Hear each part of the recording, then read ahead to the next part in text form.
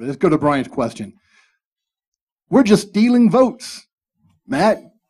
Well, here's my question, or I'll put this back to you. Everybody in here owns their vote.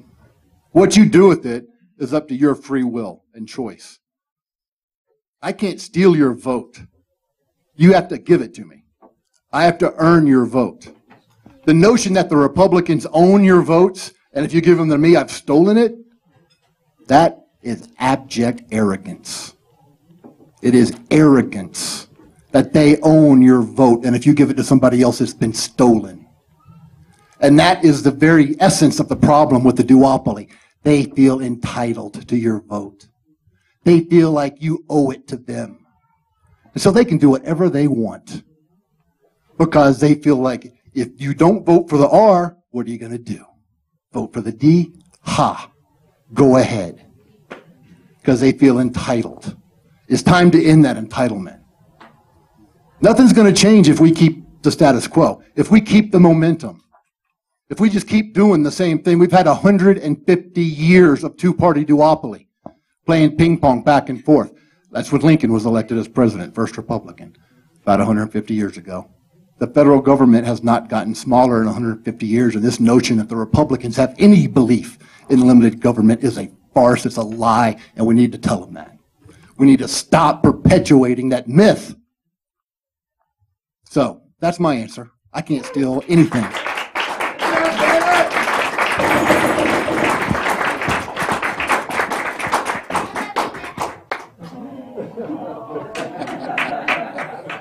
And that's why I'm doing it. Are you saying it's for the children? Yes. Yeah. Let's talk about Amendment 68. Wayne, I know you have a question about that. For the children. But I want to hear Matt's response. yeah, absolutely. Oh, you want my response to the wasted vote? Well, my response is much shorter. It's basically any time you don't vote for what's in here, you waste your vote. When you don't follow your heart. So this fall, all I ask is just vote your heart. If it is the Republican that you most agree with and you believe he is the answer to all the problems, then vote for him.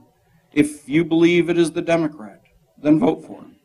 But all I ask is that we stop paying attention to the fear, the uncertainty, and the doubt being peddled in the media, the newspapers, on TV, on the radio, everywhere around you. You're being saturated by it. And the real answer is just voting your heart. There's an interesting website I can bring up about this. It's called voteyourheart.us. And in that, it demonstrates how Ross Perot really would have won the presidential election. And he did that because they did comprehensive exit polling that year, and they asked two primary questions. Who did you vote for, and who did you want to vote for? The who did you vote for answers mirrored the election results closely. The who did you want to vote for would have given Ross Perot a landslide. Yeah.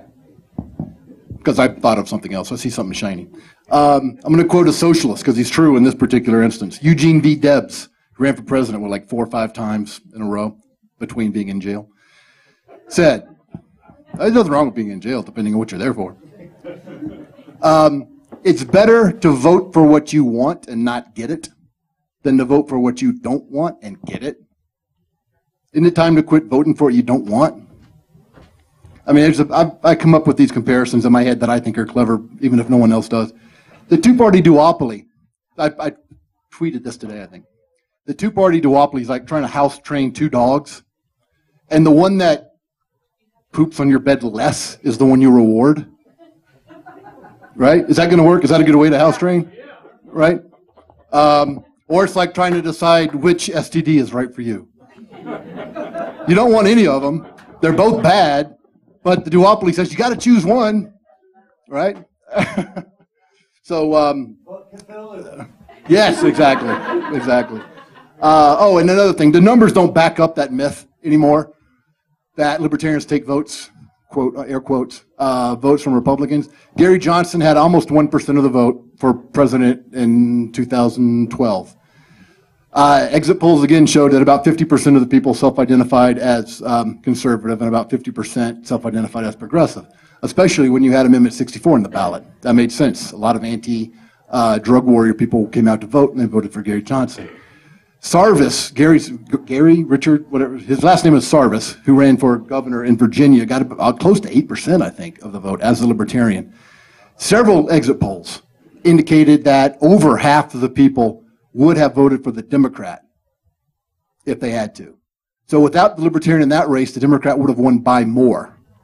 And look at the facts of that. If you followed that at all, the Republican got the nomination was more socially conservative than who the establishment Republicans wanted. So when he got the nomination, the establishment Republicans and a whole lot of the money dried up. But what do? They say, oh no, that's not our fault. It's the Republic. I mean, it's they blame it on the third party. When they dried up their money, they dried up their support because they didn't like the guy. So keep in mind who benefits from perpetuating that myth. It's the people in power. It's a myth. The numbers just don't back it up. Tell me again how, generally speaking now, because some Libertarians are different, the pro-choice, anti-drug war, anti-death penalty party takes votes from the Republicans. It just doesn't even make any sense. All right? We believe in limited government. If you believe in limited government, generally speaking, unless it's Susan and one or two others, you're not going to vote for the Republican. So we provide an option. And another thing, roughly 40% of eligible voters don't vote. So we're giving that group somebody to vote for. This notion that it's say a Libertarian gets X% of the vote. Well, X% would have gone to the Republican. Well, that's just nonsense. First of all, it doesn't take into account the number of people that wouldn't have voted at all. And then you got the ones that would have voted for some of these social issues where they agree with Libertarians on, like freedom and gay marriage.